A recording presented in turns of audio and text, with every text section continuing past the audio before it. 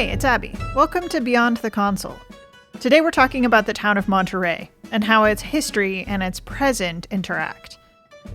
When we first started conceptualizing the ideas for this season of Consolation Prize, we thought it would be cool to talk about places where the United States sent a consul, but then that place became part of the United States. In the case of Monterey, the history of the town and the area goes back way farther than the stories that we told in our main episode, California Dreaming. So I'm really happy that in this episode of Beyond the Consul, we're going to get to learn about some of that history from somebody who interprets it every day. Here's some of my interview with one of the guides who interprets the history of Monterey at its state park. Hi there. My name is Aaron Gilmartin, and I am a guide with California State Parks at Monterey State Historic Park. By the way, mea culpa, I called Aaron a ranger in our main episode, but he told me right here that his title was guide, so I'm sorry, Aaron. So tell me a little bit about the park and what is included in it. So Monterey State Historic Park is a collection of about 10 historic adobe buildings in Monterey, dating back to the mid-1800s, at a time when California was part of Mexico and Monterey was the capital city of Alta California. So one of the things that we on my team have been trying to figure out is, why is Monterey the capital and not San Francisco? Yeah, this is a great question. Very common question. Monterey is actually older than San Francisco by a few years. And we have to go back to the beginnings of Spanish California. So the time of Spanish colonialism branching up the West Coast. They established a colony in San Diego in 1769. Monterey followed in 1770. So at the time, we were the northernmost Spanish colony in the West. And that was because early Spanish explorers in the 15 and 1600s had made note of Monterey Bay. So we're here because of the bay. There's about a large 40-mile across deep water bay, Santa Cruz on the northern end, Monterey on the southern end. Now, San Francisco Bay we know is a much better harbor, but if you're a Spaniard sailing up the coast in 1542, you're going to miss San Francisco Bay because of the fog, and it's a very narrow opening. And so as far as they were concerned, Monterey Bay was the northernmost possible harbor. That makes a lot of sense, actually, that you know, I mean, knowing what I know about San Francisco, I could actually see how it would be kind of easy to miss that there was even a thing there. They don't discover San Francisco Bay until they're actually traversing by land. They discover it by land on one of their northern expeditions. And so they do establish a town and a colony, Yerba Buena, in San Francisco, but Monterey had been designated as the capital city of Alta and Baja California by the Viceroy of New Spain. So we were the designated capital. That makes sense. Fast forwarding a few hundred years from 1542 to the 1830s and 40s, what was Monterey like in this time period, you know, when Americans are starting to move in, Thomas Larkin's there? Was it sort of was it a frontier vibe, or was it more refined? It's a little bit of both. So Monterey in the 1820s and 30s, during California's Mexican era, were the northernmost territory of the recently revolutionized country of Mexico. And as the capital city, we are still in a frontier. It's a relatively small community on the edge of a still vastly unexplored territory. And yet, as the capital, we have luxuries and infrastructure that other communities of California aren't going to have yet. And so you get a little bit of a blend of having an established town with a presidio to defend it and a port for ships.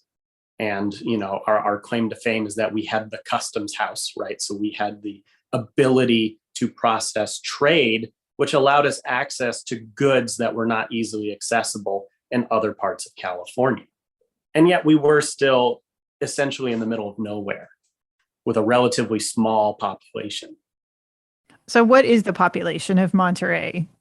So, by comparison, today we have about 30,000 residents, which isn't that large. But in the 1820s and 30s, census records are iffy during this time, but you have probably about 1,000 residents in and around the immediate area of Monterey, and then an uncounted number of natives surrounding that. So it's hard to get an exact number. I know that you just said that census records are a little sketchy, but can you give me kind of a breakdown of who are these people? Like, are they Mexican? Are they American? Are they Spanish, British, Russian? There's a great mix, and Monterey is even more diverse than other cities, again, because of our proximity to these trade routes. And California, a lot of the people that were born here, or even those that immigrated here, identify as California, not necessarily as Mexican or Spanish. Most Americans were still staunchly American, but there was this California identity to the point where people born in California, even if they're of Spanish or Mexican descent, they are more favorable to California partners and governors and leadership than they are to those set by Mexico City. And so you really have this independent California identity, and then a smattering of British and American merchants and politicians blending in with that. So what I'm taking from what you just said is that Californios see themselves very much as a loose affiliate of Mexico rather than, Mexican. Yes. There were plenty of people that had come up from Mexico proper who identified as Mexicans, and were, a lot of our governors were installed by the central government in Mexico City. But there was also a lot of revolts to overthrow those governors and install California governors. And there was kind of this unspoken policy that the central government of Mexico would not levy taxes on the people of California as long as in exchange the people of California didn't ask for anything.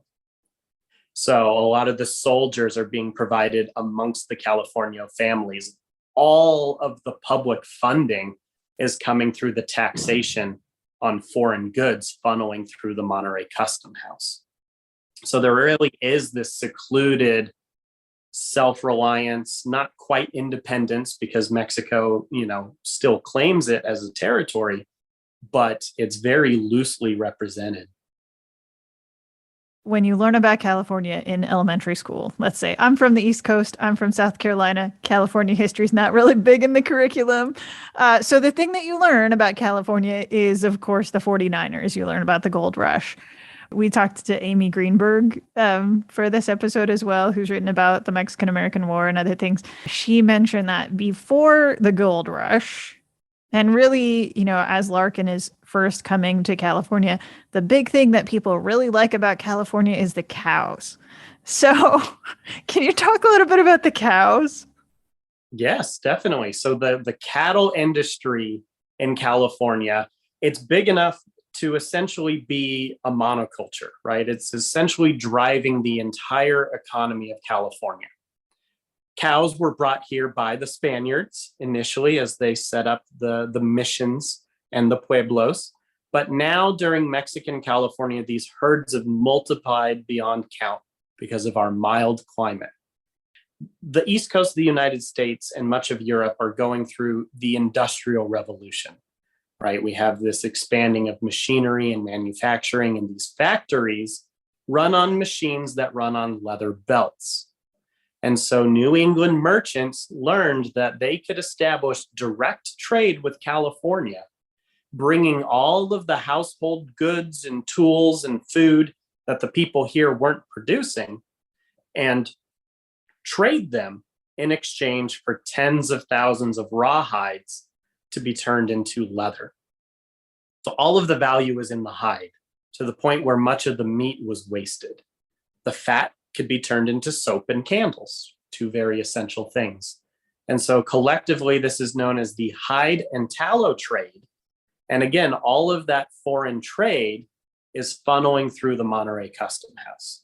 And so Monterey, this tiny little frontier town, is at the center of this political, economic network, because of cows.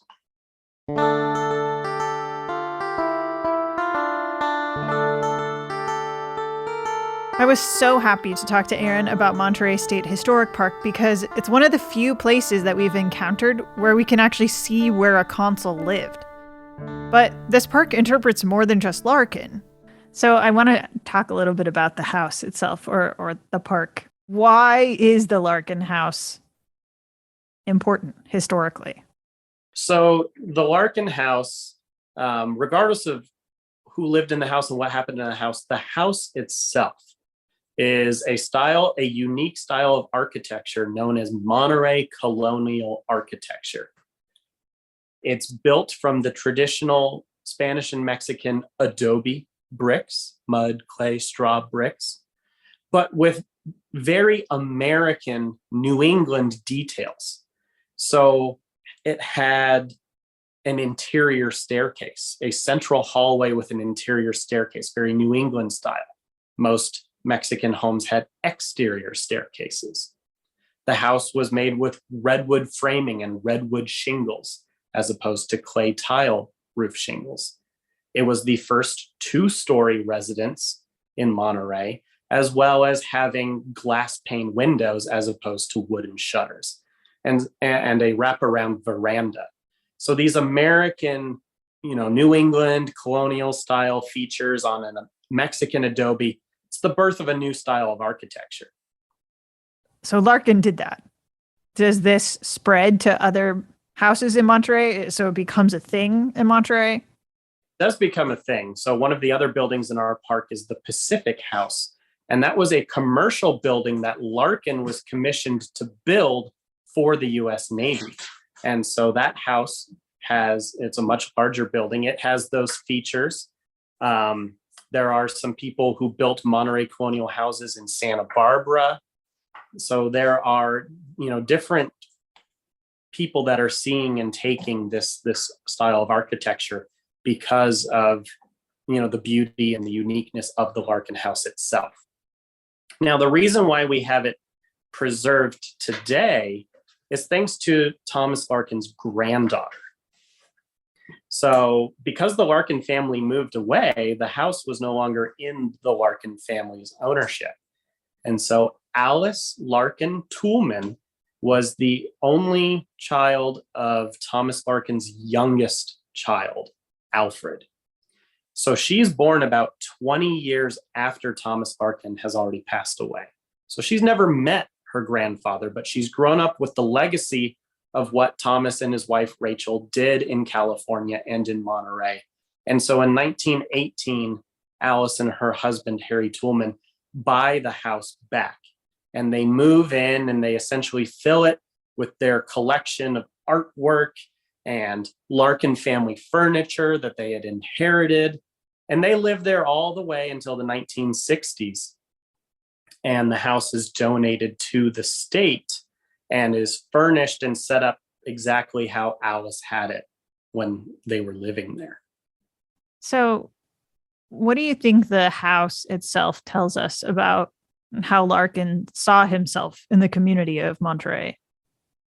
Well, the house right off the bat screams, I'm an American, right? So he's building something that shows that he is different and that he has come from somewhere else and he's brought a little bit of that somewhere else with him. But it also shows blending into a new community, right? Building this house out of adobe bricks, filling it with merchandise for the townspeople, anyone to come in and buy, as well as hosting these American and Mexican diplomats. And so it really just shows the longer he's here, the more he's involved with, the more people are coming to and through this house. And I think that's why it's been preserved as a state landmark, but it's also a national landmark because of its role as the United States consulate. And so that house really shows that era of transition to American Monterey. So, what else is in the park? So here in the park, we have several buildings dating to the mid 1800s. So whereas the Larkin House is this residence of a prominent American in Monterey, we also have Casa Soberanes, which was first built by the Estrada family in the 1840s. So this is a traditional Mexican California household. And it was the home of the customs administrator. We have the Custom House itself, which is the oldest government building on the entire West Coast. And at its time of operation as a Mexican customs house, it was the only customs facility on the entire California coastline. So all foreign trade had to be processed through this port and through this building. And so that is also a national landmark, as well as state historic landmark number 1. It's a very significant building. We also have the old Monterey whaling station. Whaling was a very big industry in California in the 1850s and 60s at the end of the gold rush. And so we have the old whaling station. We have the first brick house in all of California. It's a red brick house built by one of the first American families to reach Monterey by wagon train. So they had crossed the continent in 1847 by wagon, arrived here and built the first red brick house in California. We also have the Pacific House that I mentioned was built by Thomas Larkin for the US Navy. That is our visitor center today. And we have the Robert Louis Stevenson House, which is an 1840s adobe that was home to the Gonzalez family, but later was used as a boarding house called the French Hotel in the 1870s and 80s.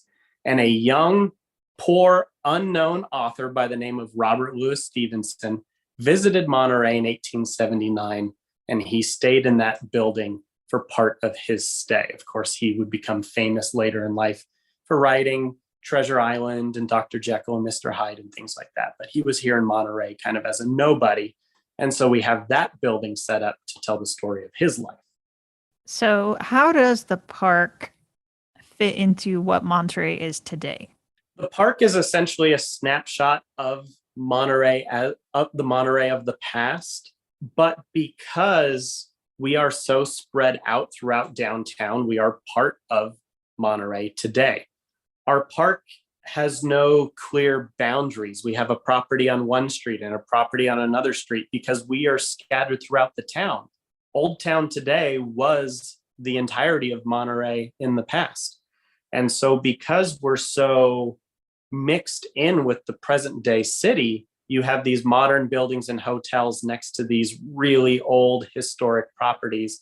And so people just kind of come and go throughout the park on a daily basis, maybe not even realizing that they're walking in and out of this state park because they're simply exploring Monterey. All of these buildings are in their original locations. And so we just really are part of Monterey as much as any state park could be. So what do you hope visitors learn about California from visiting these buildings? That California's history is so much more diverse and goes so much further back than that one little chapter you learn in school. Right. I mean, as far as the West Coast goes, Monterey is one of the oldest cities. And as the first capital, we have this Native and Spanish and Mexican and early American heritage, as well as people from all over the rest of the world coming here through trade and through the gold rush and through immigration. And so really just showing that the diversity of California has always been here and finding a way to help connect to the past to help relate to the people that are here today. My last specific question is, what's your favorite part of the park? What's the thing that when you give tours, What's the thing that stands out to you? My favorite part of the park, oh gosh, it's hard to pick a specific location because each individual building is unique and special in their own ways. But I've got to say that being in the Larkin house, surrounded by all of the artifacts and period pieces, the house is furnished as a home, but they're not replicas. A lot of our other building, not a lot, but some of our other buildings utilize replicas and things so that the public can handle them and things like that. But when you walk into the Larkin house, it's full on Larkin family and their connections and the way that Alice Larkin had it. And so being in there and giving people tours and just really feeling the weight and legitimacy of the things you're talking about is really neat. I gotta say, I've always been partial to the custom house, though. When even though it's filled with replica cargo, there's something about standing in the middle of the custom house and just thinking how many thousands of sailors and townspeople and soldiers came and went for decades of this building's use. The Americans continued to use the custom house all the way until 1868. So just hundreds of ships and thousands of soldiers and sailors. And you can really kind of feel that when you just stand alone in the custom house. So that's really got to be my favorite spot in the park. So is there anything else that I haven't asked you about that you think I should know about Larkin or the house or Monterey? Let's see. I guess for Monterey in general, the fact that today the city is so well known for tourism, and people come for the fishing and they come for the aquarium. Everybody knows the aquarium, and not really realizing how deep the past goes. So just really emphasizing that Monterey is as authentic as it gets when you're looking at the origins of Western civilization in California. And that as the capital under Spain and the capital under Mexico and the capital under the US military, we have all that background and all of that culture building up to the gold rush, and it just all goes away. Monterey becomes a ghost town overnight. So that's something I said the Larkins leave. Pretty much everybody leaves. And so with the gold rush, nobody cares about Monterey anymore. Even the Larkins come back for a vacation and say that the town is dull and it's not worth spending any time here. And so just seeing that that's kind of where and why Monterey's history was glossed over, because for as significant as it was, this big, massive, disruptive event, the gold rush, is where most people choose to start. And so just emphasizing that California's history does not start with the gold rush, nor does it start with the Spanish showing up. I mean, there are tens of thousands of years of human inhabitants here. And, there's really fascinating cultures that bloomed up well before the Spaniards ever set foot this far north.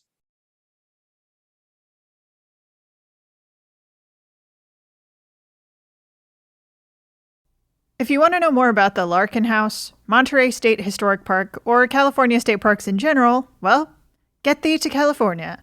But if you can't make it there, Monterey State Historic Park also has 3D virtual tours of many of their buildings available online. There's a link in our show notes. And if you do go to the park, tell them you heard about it on our show. And that's it for Beyond the Consul, Monterey. Thanks for joining us, and we'll see you in a few weeks for another episode. Consolation Prize is a podcast of R2 Studios at George Mason University. This episode was produced by me, Abby Mullen. Our music is by Andrew Cody, and special thanks to Aaron Gilmartin for coming on and talking to me about Monterey. Thanks for listening.